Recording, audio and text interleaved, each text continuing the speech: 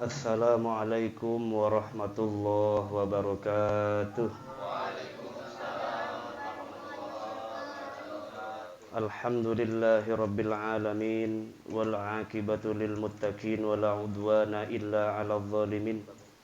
Ashhadu an la ilaha illallah wahdahu la syarikalah wa ashhadu anna sayyidana wa nabiyyana Muhammadan 'abduhu wa rasuluh.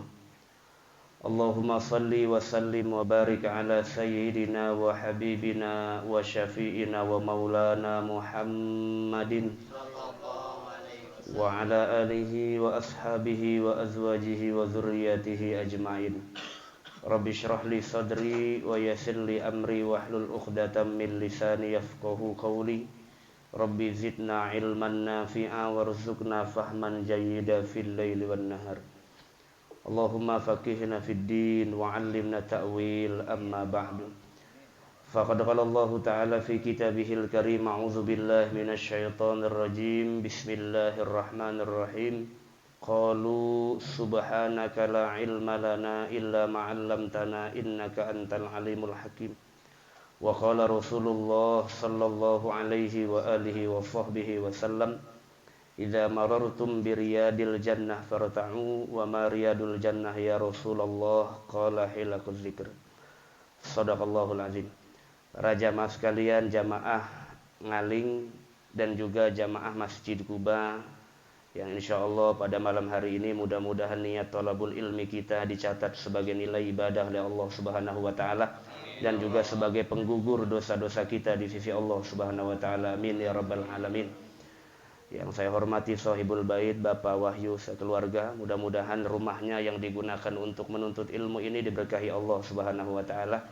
Jadi keluarga yang diturunkan rahmat Allah Subhanahu wa taala. Amin ya rabbal alamin. Segenap jajaran pengurus Dewan Kemakmuran Masjid Kuba yang saya hormati, para jamaah sekalian, kita bersyukur kepada Allah Subhanahu wa taala bahwa waktu dan kesempatan yang masih Allah berikan kepada kita mampu kita tasarrufkan untuk ibadah kepada Allah Subhanahu wa taala. Salah satu ibadah yang paling utama dari sekian banyak ibadah yang Allah perintah kepada kita adalah thalabul ilmi, yaitu menuntut ilmunya Allah Subhanahu wa taala. Sebagaimana yang banyak disebutkan oleh para ulama, bagaimana mungkin ibadah seseorang bisa diterima oleh Allah Subhanahu wa taala jika tanpa diawali atau didasari dengan ilmu. Karena ilmu mahar untuk supaya ibadah kita diterima oleh Allah Subhanahu wa taala dan juga ditanamkan rasa khusyuk, hudur dalam setiap ibadah kita kepada Allah Subhanahu wa taala. Sampai banyak literasi, banyak keterangan yang Allah sebutkan di dalam Al-Qur'an, qul hal yastawil ladzina ya'lamun wal ladzina la ya'lamun. Apa sama orang yang paham dengan orang yang enggak paham? Apa sama orang yang mengerti dengan orang yang tidak mengerti? Jelas berbeda. Al-farqu bainahuma syai'ani mukhtalifan. Bahwa dua-duanya berbeda, artinya orang yang berilmu punya kedudukan yang tinggi di sisi Allah, apalagi beriman. Dan orang yang ibadah menggunakan ilmu itu bisa menjadi ukuran ibadahnya diterima oleh Allah Subhanahu wa taala. Maka sebagian ulama mengatakan ibadah yang paling utama setelah sholat 5 waktu adalah menuntut ilmunya Allah Subhanahu wa ta'ala. Apalagi ba'da sholat, thalabul ilmi, ba'da sholat, thalabul ilmi, udah cakep betul udah. Kita bersyukur kepada Allah, mudah-mudahan hal yang demikian begini kita ngaji diberikan istiqomah oleh Allah Subhanahu wa ta'ala. Amin ya rabbal alamin. Salawat teriring salam yang selalu kita lantunkan kepada junjungan alam Nabi besar Muhammad sallallahu alaihi wasallam. Para jamaah sekalian rahmati Allah Subhanahu wa taala, mari kita awali dengan membaca Ummul Quran. Sekali lagi kita niatkan mudah-mudahan apa yang segala hajat kita, maksud kita dengan thalabul ilmi kita ini, kita duduk di majelis ilmu, mudah-mudahan segala bentuk hajat kita, doa-doa kita diijabah oleh Allah Subhanahu wa taala. Dengan keberkahan kita duduk di majelis ilmu dan juga segala bentuk harapan kita mudah-mudahan diijabah oleh Allah Subhanahu wa taala. Amin ya rabbal alamin. Ala hadhihi niyyah wa ala kulli niyatin shalihah ila hadratin nabiyil mustafa Muhammadin sallallahu alaihi wasallam. Al-Fatihah. A'udzu billahi minasy syaithanir rajim. Bismillahirrahmanirrahim. Alhamdulillahirabbil alamin arrahmanir rahim maliki yaumiddin. Iyyaka na'budu wa iyyaka nasta'in ihdinas siratal mustaqim. Shiratal ladzina an'amta 'alaihim ghairil maghdubi 'alaihim waladdallin.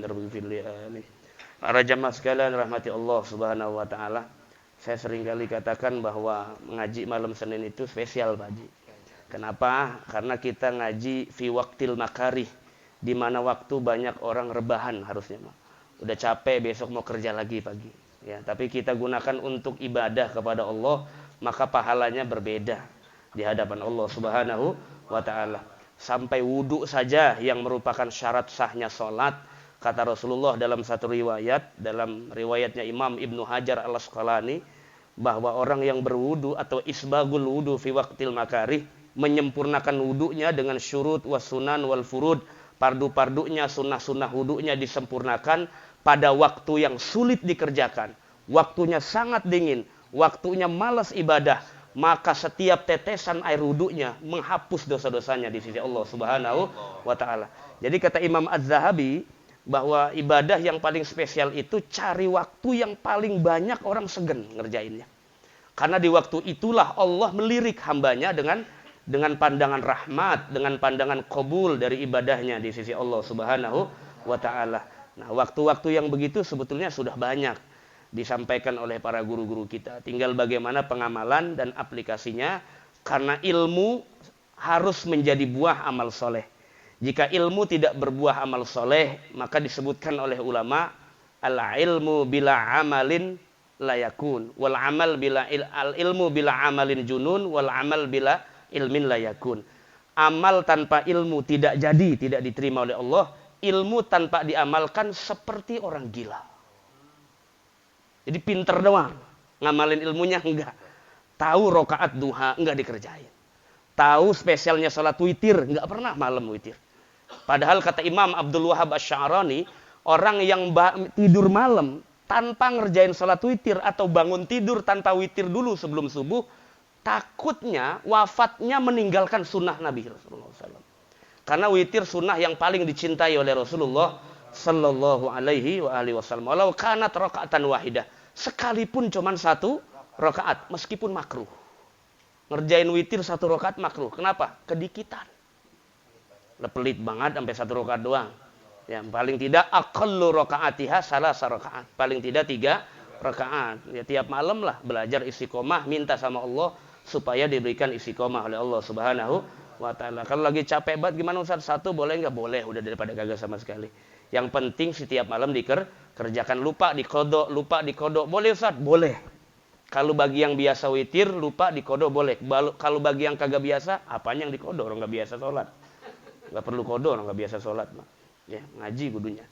Para jamaah sekalian rahmati Allah Subhanahu wa taala. Nah, malam ini kita akan bahas adabul isti'dad li sa'iris shalawah. Atau adab-adab persiapan setiap kali sholat. Jadi ternyata banyak anjuran al-hassu 'alal isti'dad li sa'iris shalawat. Rasulullah seringkali menegaskan bahwa bersiap-siaplah untuk mengerjakan sholat. Kalau di Quran tuh banyak redaksinya, paling tidak ada wasari'u ila maghfiratim mir rabbikum wa jannah. Ya, bergegaslah, bersegeralah menghadap ampunan Allah. Dengan apa? Ya dengan sholat, dengan zikir, dengan zakat. Itu berarti kita sedang menjemput ampunan Allah Subhanahu wa ta'ala. Kata Rahman dan Rahim itu yang sering kita ucap dalam bacaan basmalah. Rahim yang dimaksud oleh para ulama, dijelaskan tuh kata Rahim. Asmaul Husna yang banyak itu Pak, itu setiap diksi-diksinya punya makna yang luar biasa. Makanya sampai ada kitab khusus menjelaskan tentang al-asmaul husna. Walillahil asmaul husna fad'uhu biha. Berdoalah kepada Allah dengan nama-nama Allah yang baik, karena itu bisa jadi pemantik diijabah doa kita oleh Allah Subhanahu wa ta'ala. Bedanya Rahman dengan Rahim simple sebetulnya. Kalau Rahman itu binatang dapat nikmat Allah, kemudian yang maksiat dapat nikmat Allah, yang taat dapat nikmat Allah, cuma nikmat gambaran dunia saja. Tapi nanti rahimnya Allah, Allah kasih ampunan buat orang-orang yang beriman kepada Allah Subhanahu wa ta'ala. Wasilah diberikan ampunan Allah dengan banyak sholat, patuh kepada Allah, tinggalkan maksiat, itu jadi sebab diberikan ampunan oleh Allah Subhanahu wa ta'ala. Sebetulnya yang kita cari bukan pahala, sebetulnya yang kita cari ampunan Allah Subhanahu wa ta'ala. Kenapa? Karakter manusia itu pendosa. Mahallul khata wanisyan. Karakter manusia itu pendosa dan karakter malaikat itu taat karakternya. Watak, jibiliyah. Perwatakan malaikat pasti taat, perwatakan setan pasti salah, perwatakan manusia berbuat dosa. Dan lupa, makanya disebut insan. Ini ngaji. Pulang tuh baru 2 langkah lupa. Ini bukan kata saya, kata Imam Ibnul Jauzi dalam Saidul Khatir. Kebanyakan orang tertipu dengan ilmunya adalah ketika dia ngaji tidak mutolaah lagi di rumah. Tidak diulang-ulang, tidak ada catatan. Itu termasuk magrur bi ilmihim. Tertipu dengan ilmunya di hadapan Allah Subhanahu wa ta'ala. Artinya akhirnya apa? Ilmu hanya dikoleksi, tidak ada upaya mengamalkan ilmu. Padahal samratul ilm al-amalus soleh. Hasil dari ilmu yang manfaat melahirkan amal soleh di hadapan Allah Subhanahu wa ta'ala. Ini para jamaah sekalian rahmati Allah Subhanahu wa ta'ala. Jadi banyak hal harusnya kita yang kita cari, kita niatkan adalah kita minta ampun kepada Allah dengan sebab sholat, dengan sebab wudu, dengan sebab sedekah, dengan sebab sholat sunnah, dengan sebab silaturahim. Yang kita tuju adalah gufron, ampunan Allah Subhanahu wa ta'ala. Nah, karena ampunan Allah ini mahal sebetulnya. Sangat mahal, Pak. Karena mahal, maka perlu ada persiapan. Kita ini betul-betul siap menerima pahala, betul-betul siap menerima ampunan Allah Subhanahu wa ta'ala. Jangan kelihatan kayak orang mau nggak mau gitu. Kalau kondangan dandannya 2 jam. Tapi kalau ke masjid asal pakai Rexona sebelah doang juga boketek jadi gitu. Nah ini kan kadang-kadang ya Allah Rabbi. Ya nggak apa-apa lah 2 tumplek minyak wangi, bukan minyak angin lagi. minyak wangi kita bawa ke masjid juga kagak ngapa-ngapa. Gitu ya. Kenapa? Karena ukuran kita masih mar'iyun nas, pandangan manusia. Makanya kata Imam Ghazali, ciri ikhlas itu ada 2 model. Pertama, ikhlas amal. 2, ikhlas pahala. Ada 2 model nih. Yang pertama, ikhlas amal itu, amal dia sholat, dia puasa, dia zakat, tidak ada motivasi lain kecuali pengen dekat Allah. Nggak ada yang lain. Mau dijanjiin neraka surga nggak peduli. Yang penting saya mengabdi sama Allah. Namanya ikhlas amal. Wa ma umiru illa liya'budullah mukhlisin lahuddin. Yang kedua, ikhlas tolabul ajr. Ikhlas dalam mencari pahala dari Allah Subhanahu wa ta'ala. Yang menjadi ukuran penilaian tetap bukan makhluk. Yang menjadi ukuran penilaian ganjaran pahala hanya Allah Subhanahu wa ta'ala. Kata Imam Ghazali, ikhlas begini paling tidak ya lumayan lah. Lumayan. Kenapa? Daripada nggak sama sekali. Yang penting yang dia cari adalah ganjaran akhirat, bukan ganjaran dunia. Itu yang paling penting. Ya Allah, saya dengan sholat ini pengen masuk surga. Surga kan adanya di dunia, bukan di sini. Ya Allah, dengan sebab sholat ini, supaya saya nanti jembat di Shirathul Mustaqim dengan mudah, secepat kilat. Kan adanya hanya di akhirat, tidak ada di dunia. Kalau ada orang yang beribadah, pengen dapat balasan di dunia, itu riya. Kata Imam Ghazali. Karena balasan ibadah idealnya semua akan impas nanti di hadapan Allah Subhanahu, bukan di dunia. Kalau Bapak sekarang berdoa, 2 hari setelahnya Bapak mendapatkan nikmat, itu bukan berarti doanya atau ibadahnya langsung cash kontan, bukan. Itu efek berbuat baik, Pak. Orang yang berbuat baik dapat kebaikan, orang yang berbuat buruk dapat keburukan. Ada orang gak hati-hati jalan ya jatuh. Bapak makan ya kenyang. Itu sistem yang diberikan oleh Allah Subhanahu wa ta'ala. Kalau bahasa kita mah gampangnya karma. Tapi nanti di akhirat balasan sholat bisa dilihatnya di akhirat. Balasan sedekah subuh bisa dilihatnya di akhirat. Jadi jangan terusik dengan ganjaran Allah. Pasti diberikan oleh Allah Subhanahu wa ta'ala. Yang penting kitanya dulu. Persiapan semaksimal mungkin untuk ibadah kepada Allah Subhanahu wa ta'ala. Pertama, yang bagi antas ta'idda li sholatiz zuhri qabla zawal. Sholat zuhur ini, sholat zuhur sama maghrib, sholat level rendah nih. Sholat level rendah itu maghrib sama zuhur. Level bawah, paling bawah. Sholat level tinggi ya subuh, paling tinggi subuh. Kalau yang pardu ya Pak, kalau yang pardu, level paling tinggi. Yang tingginya lagi subuh tapi Jumat. Nah, karena Sayyidul Ayyam di hari Jumat, begitu. Makanya hari Jumat mah, Pak Haji, sholat duha, 3 menit sebelum azan Jumat masih boleh sholat duha. Khusus hari Jumat. Kenapa? Karena di hari Jumat Sayyidul Ayyam, hari penghulunya para hari selama 1 Minggu. Tapi di hari yang lain, Bapak nggak boleh 3 menit sebelum zuhur sholat duha. Nggak boleh. Karena udah habis waktunya. Tapi kalau hari Jumat dibolehkan, silakan, syiar agama Allah Subhanahu wa ta'ala. Itu ulama, bukan saya yang jelaskan. Khusus untuk hari Jumat, makanya puasa ifradus saum, mengkhususkan puasa di hari Jumat tanpa alasan apapun makruh hukumnya. Harusnya iftar, berbuka, makan minum. Kenapa? Sayyidul ayyam, hari Id fil usbu, hari raya setiap seminggu sekali. Makruh, nggak boleh puasa hari Jumat kecuali puasa nazar atau kodok. Karena nazar mah wajib, kodok wajib, niatnya kudu malam. Kalau puasa sunnah boleh siang-siang hari juga niatnya. Asalkan belum makan minum habis subuh. Udah makan 2 piring mah ya nggak boleh. Udah mindo, namanya udah mindo itu mah yang begitu. Ya. Bahkan kata Imam Abu Hanifah sampai zuhur ba'da zawal masih boleh aja niat itu selama kagak nganyem, enggak makan, enggak minum gitu. Orang sekarang sih aneh-aneh aja, udah makan minum baru nanya. Udah ke warteg baru nanya, Ustaz boleh nggak saya terusin? Tapi udah ke warteg udah, ya, udah. Itu namanya niat batalin namanya, bukan minta nanya hukum bukan. Ini para jamaah sekalian rahmati Allah Subhanahu wa taala. Antas ta'ida li salati zuhri. Maka dianjurkan dulu untuk persiapan istiqdad sebelum sholat zuhur. Sholat zuhur itu sholat yang termasuk kategori sholat rubaiyah. Sholat yang 4 rakaat, boleh dikosor. Kalau dijama mah semua sholat boleh dijama Pak. Tapi kalau kosor nggak boleh, hanya sholat yang 4 rakaat saja. Dan kosor itu harus dengan sebab safar. Kalau jamak, bapak sakit di rumah juga boleh dijamak sholatnya. Tapi kalau kosor sholat 2 marhalah itu harus safar dulu. Ya, asal maghrib jangan dikosor. 1,5, bingung sholatnya bagaimana. Ya, yang sholat yang bisa dikosor cuman sholat rubaiyah saja, yang 4 sholat. Ya. Maka disuruh bersiap-siap. Sebelum sholat zuhur ada sunnah Rasulullah yang tidak pernah ditinggalkan Nabi. Apa itu? Fatuqaddimul qailulata. Sebelum zawal, sebelum sholat zuhur, usahakan tidur sebentar. Namanya qailu. Ini mah bagi orang yang bukan punya gawean, bukan. Orang yang waktunya luang lah sebelum zuhur. Disunahkan tidur sebentar. Jadi tidur siang itu sebelum zuhur, bukan habis zuhur. Iya. Kalau habis zuhur niat banget kalau. Jadi sebelum zuhur disunahkan qailulah.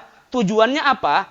In kana laka qiyamun fil lail, kalau Anda mau pengen niat bangun malam, usahakan qailulah sebelum zuhur. Karena ada hadis Nabi bunyinya begini, riwayat Imam Abu Daud. Asta'inu bil qailulah ala qiyamil lail. Minta tolonglah dengan tidur sebelum zuhur supaya bisa bangun malam. Wa bis sahur, dan dengan sahur ala siyamin nahar supaya kuat puasa. Itu. Jadi adanya sahur supaya kuat puasa, adanya tidur siang supaya kuat bangun malam. Salat tahajud, dianjurkan tidur sebentar. Namanya qailulah, diambil dari kata qalil, artinya dikit. Oh, Ustaz, saya qailulah dong. Berapa? 2 jam. Bukan, itu niat. Itu niat namanya. Bismikallahumma ahya kalau begitu. Ya, bukan. Itu bukan qailulah, itu niat tidur. Qailulah itu, ya ada yang mengatakan 10 daqaik ada, 15 daqaik ada. Ya, bahkan 10 menit gitu. Kemudian 7 menit, 15 menit cukup lah. Cuman biasanya keliengan kalau tidur baru dikit doang bangun. Ya, kalau nggak biasa. Kalau biasa mah kalau udah biasa mah enggak kali, enggak punya. Ya. Kenapa kita dianjurkan sebelum zuhur itu tidur dulu sebentar? Fa inna fiha ma'unatan ala qiyamil lail. Karena dengan tidur sebelum zuhur bisa menolong kita bangun malam. Kalau siangnya full kerja, itu nanti bangun malamnya susah. Sebetulnya bangun malam Bapak nggak harus jam 2. Maling baru keluar kalau jam 2 mah. Bukan jam 2 apa? Paling tidak 1 jam sebelum subuh supaya bisa witir dulu gitu loh. Karena afdolnya tahajud di akhir malam. Di akhir malam menjelang subuh. Karena yang biasa begadang kalau udah menjelang subuh tewas juga. Ya, udah ngantuk. Karena apa? Ujung malam. Itu yang saya maksud. Waktu yang dimana banyak orang lalai tapi dia bangun. Banyak orang tidur wan nasunia, manusia tidur tapi dia bangun. Itu yang punya kedudukan spesial di hadapan Allah Subhanahu wa taala. Fa iza qulta, fajtahid antastaiqiza qabla zawal. Kalau engkau pengen seperti itu, maka rencanakanlah sebelum zuhur bangun. Sebelum zuhur tidur dulu sebentar.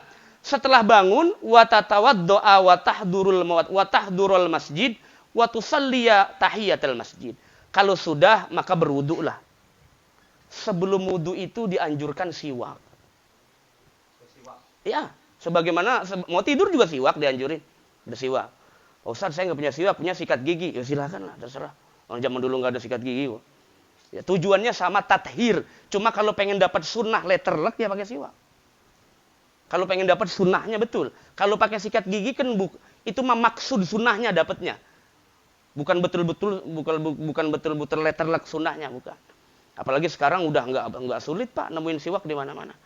Ya, jadi bersiwak dulu baru wudu. Mau tidur juga bersiwak. Sampai orang mau sakaratul maut disanjurkan disiwakin itu. Ini ada orang sakaratul maut susah 3 hari nggak mati-mati.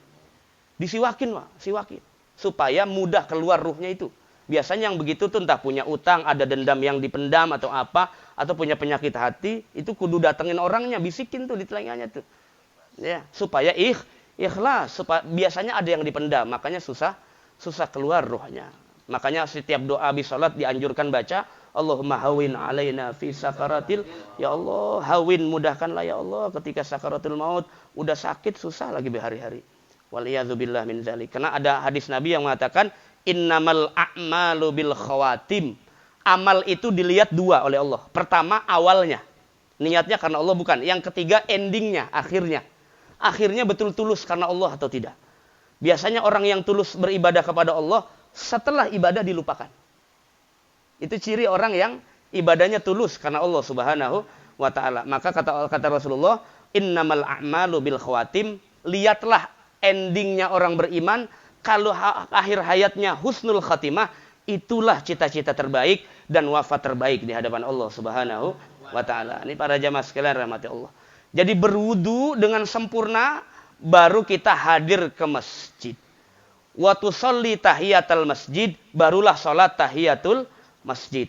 Saya ketika masuk masjid tidak keburu baca salat tahiyatul masjid, tahu-tahu sudah qomat, ganti baca tasbih 4 kali. Subhanallah walhamdulillah wala ilaha illallah wallahu akbar. Tambahin juga boleh wala haula wala quwata. 4 kali baca impas tahiyatul masjid. Seukuran sama dengan tahiyatul masjid. Atau ternyata Bapak nggak mau sholat tahiyatul masjid, maunya sholat qobliyah atau sholat rawatib, qobliyah sholat fardu. Maka Bapak niat sholat qobliyah digabung sama niat tahiyatul masjid, jadi sholatnya. Jadi sholatnya. 2 rakaat tapi diniatin 2. Sholat qobliyah plus sholat tahiyatul masjid. Boleh. Dibarengin niatnya. Dan itu banyak. Kenapa? Ya, kalau waktunya terbatas sempit. Kalau waktunya sempit. Tapi kalau waktunya luang ya enggak, dipisah. Ya, itu. Jadi kalau waktu-waktunya sempit masih ada celah untuk kita bisa ngerjain amal baik. Ya. Atau bahkan kalau qobliyah saja itu masih bisa dikodok. Orang yang biasa qobliyah zuhur ketinggalan, nanti setelah salat zuhur dikodok salat qobliyah zuhur, boleh, silakan. Ya, jadi banyak opsi untuk melakukan. Kenapa begitu? Karena secara hukum yang sunnah itu harus longgar, Pak. Pertanyaannya, kenapa kok ada ibadah sunnah? Itu dulu. Kenapa dalam agama ini harus ada ibadah sunnah?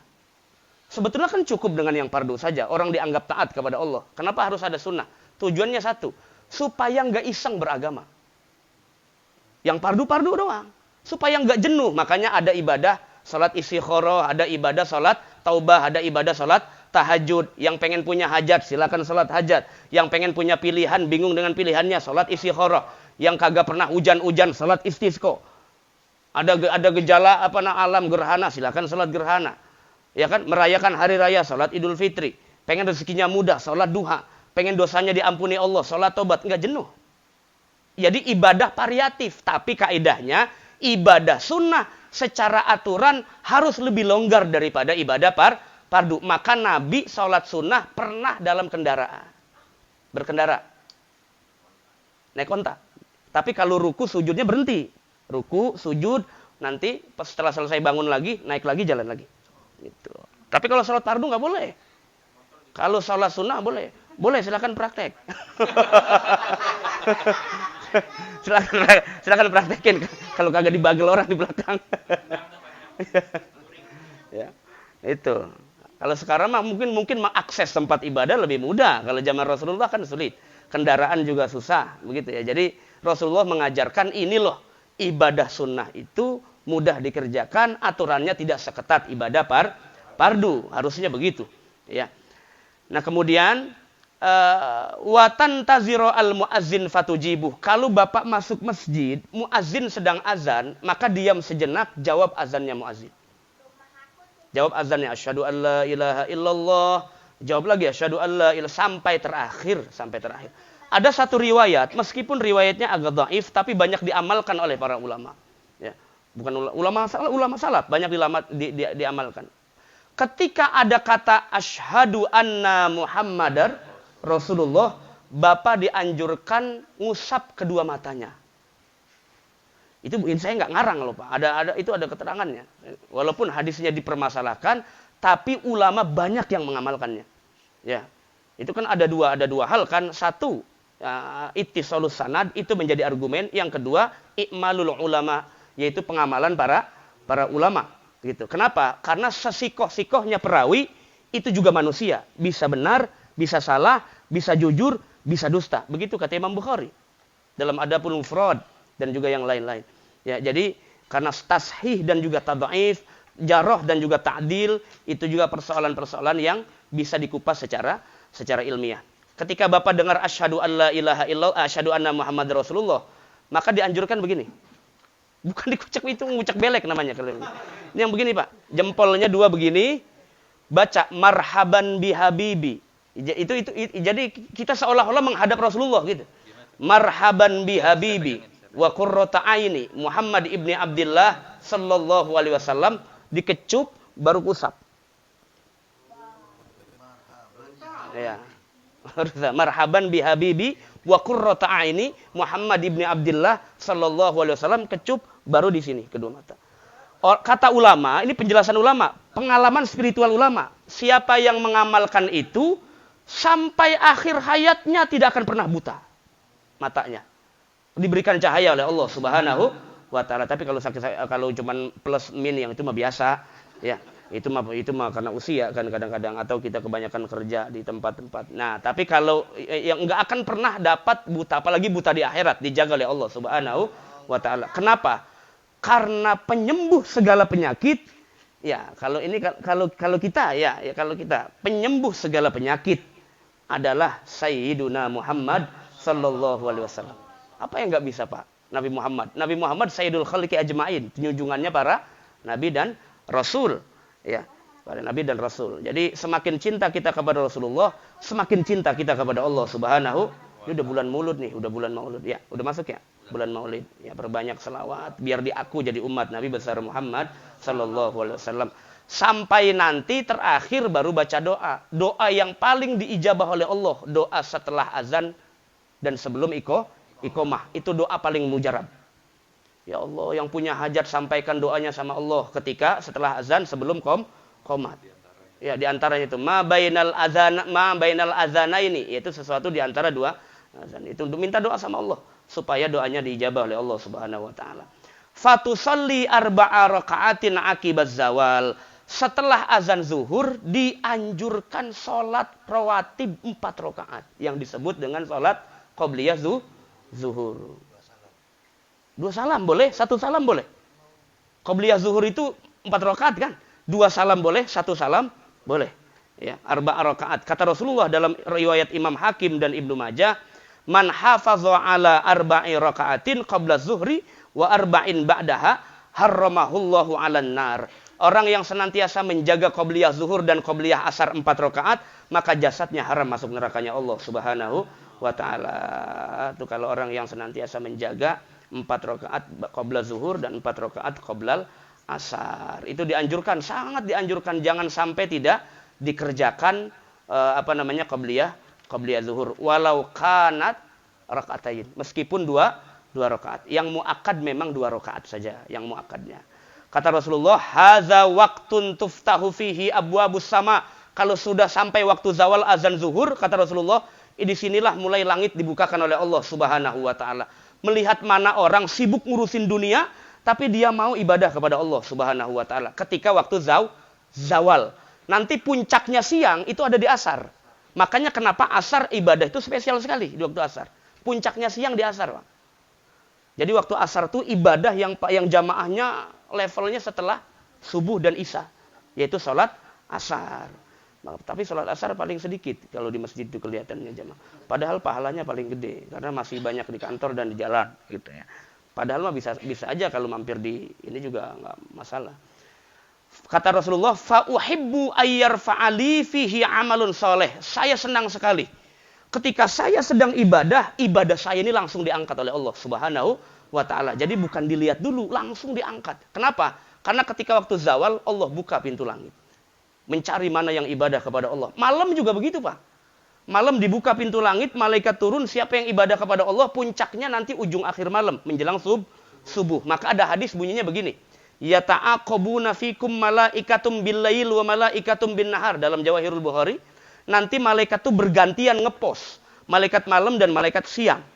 Malaikat malam tugasnya, malaikat malam mulai ghurubus syamsi, terbenamnya matahari. Nanti mulai dibukakan rahmat Allah ketika menjelang tengah malam sampai waktu subuh.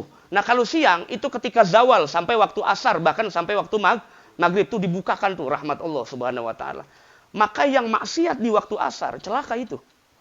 Yang maksiat menjelang subuh juga celaka. Kenapa? Itu waktu yang sentral di hadapan Allah Subhanahu wa taala. Maka disuruh banyak istighfar. Istighfarnya kan pagi-pagi, bukroto, pagi-pagi sampai sore. Pagi, sore ada zikir pagi, sore diajarkan Rasulullah. Bismillahirrahmanirrahim la yadurru ma'asmihi syai'un fil ardi wala fis sama'i wa huwas samiul alim. Kata Rasulullah, maka saya senang kalau saya sedang ibadah, maka amal saya langsung diangkat oleh Allah Subhanahu wa taala. Nah, maka yang terakhir, ini sebetulnya istiqdad ini diterapkan sebagian semua sholat.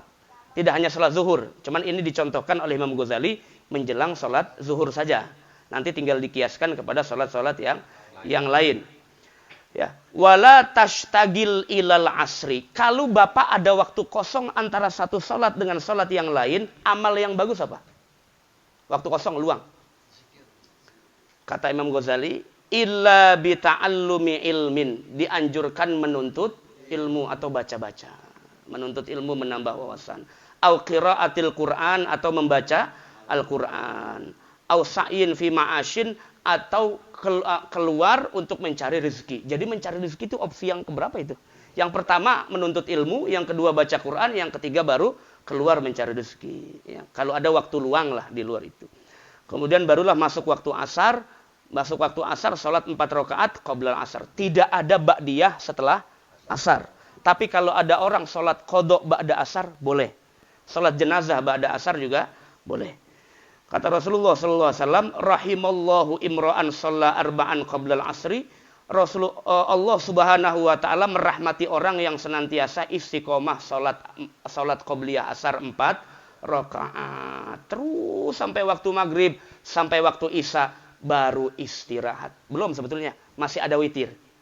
Ya, jadi kalau habis isya masih ada sholat witir.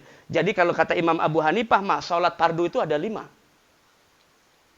Jadi ada 5, ada 6. Jadi subuh, zuhur, asar, maghrib, isya, witir ditambah. Jadi dalam mazhab Abu Hanifah witir itu wajib. Ya, witir itu wajib. Orang ninggalin witir dosa. Dalam mazhab Abu Hanifah. Tapi dalam mazhab Syafi'i dan Imam Ahmad sunnah muakkadah saja, sunnah muakkadah. Kenapa wajib? Karena hati-hati Nabi seumur hidupnya hampir tidak pernah meninggalkan sholat witir sekalipun 1 rakaat. Ini para jamaah sekalian rahmati Allah Subhanahu wa taala. Memang penting persiapan setiap kita. Jangankan urusan ibadah, urusan sehari-hari saja, Pak. Apalagi urusan kita pengen bikin pesta, pengen ngawinin anak, pengen nyunatin anak.